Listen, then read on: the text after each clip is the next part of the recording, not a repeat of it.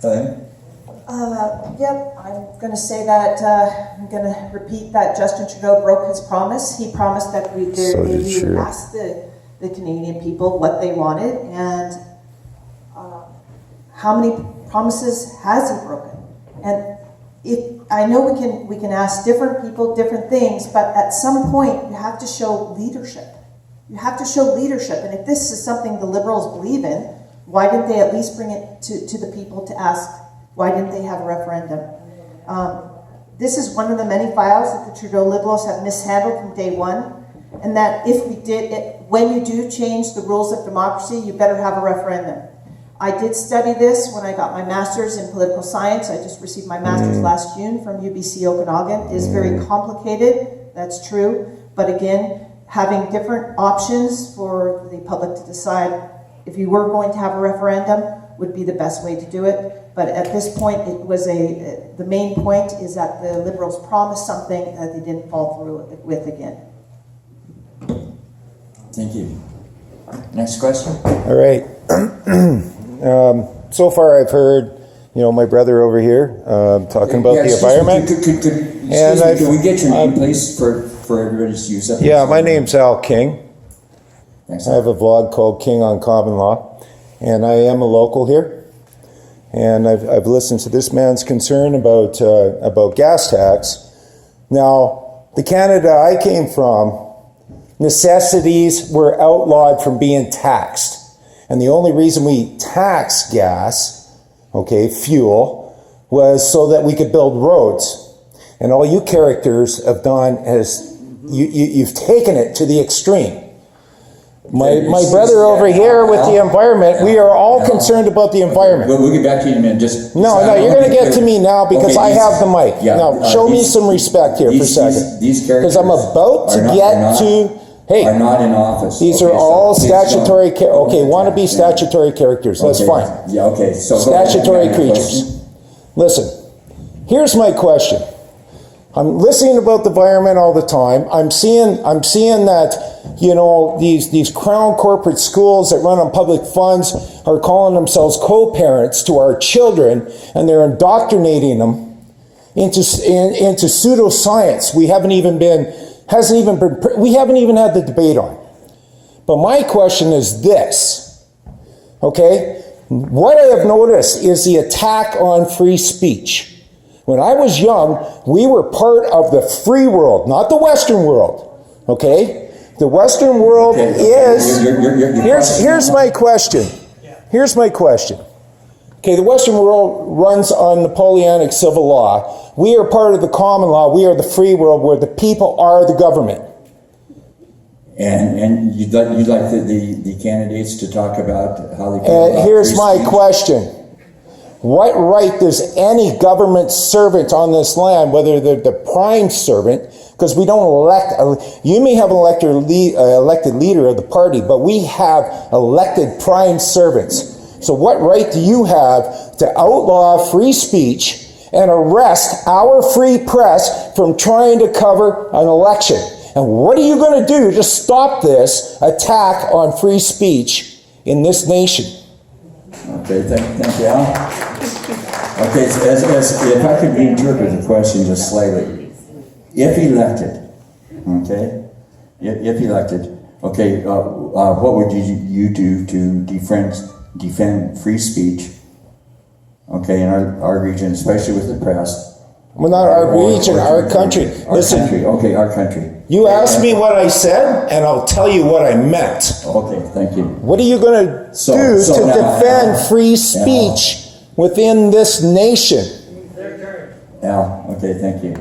Well, I'm upset about it. We're talking about free speech, and we know you're upset, and that's fine, and let's give them a chance. Well, her boss over there just arrested David Menzies from Rebel News. Today. He's pulling liberal crap. Well, let's keep it to this meeting, this candidacy. Okay, we're talking about what these people want to do. I'm talking about my children, grandchildren, great-grandchildren's future. Look, we can save the environment all we want, but if we have no freedom, we have no future. Question right now. Can I have a chance? You have asked. Can I have a chance? It's my turn. Can I have a chance to answer your question? Connie, go ahead. Okay, thank you very much. I think free speech is something that's critical and fundamental to our law, to the rights that Canadians have. For example, the other day I marched with students who were marching for climate change action, and I appreciated all the voices that I heard from all the students, and the adults tried to muscle in a little bit and take control of the meeting to some degree, but the students basically led the event.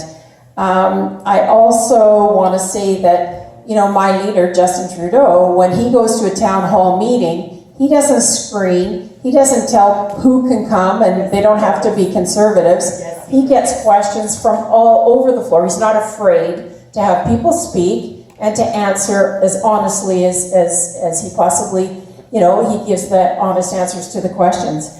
But I just wanted to also make mention of the scientists that were not able to speak freely under the Harper government and under the Conservatives. And I think I've spoken to a number of scientists that are now able to speak to the media. They're actually able to speak again. They're able to speak about climate change and some of the other things. So I think free speech is critical. I would agree with you.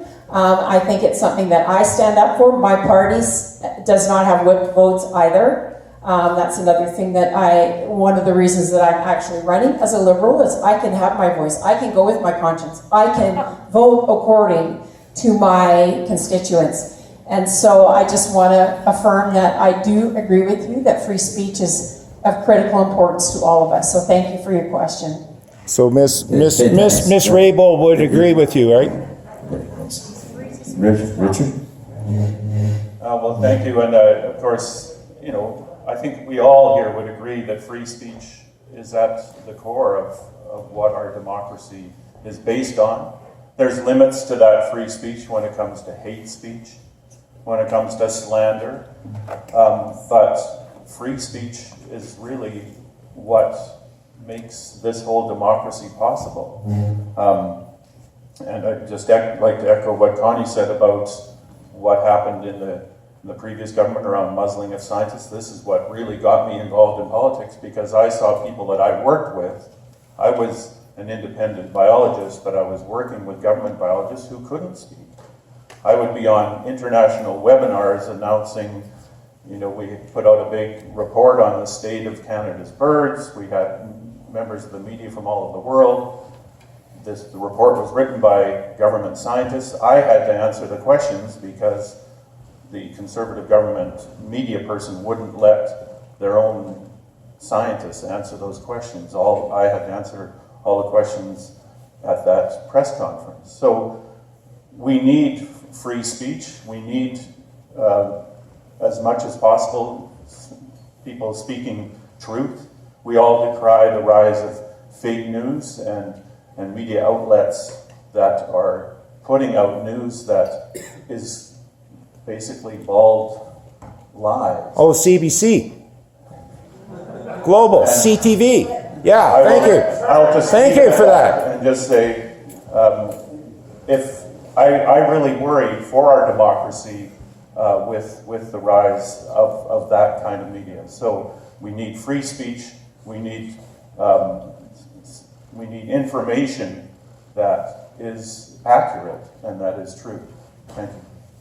Thanks. Sean? You should be mad.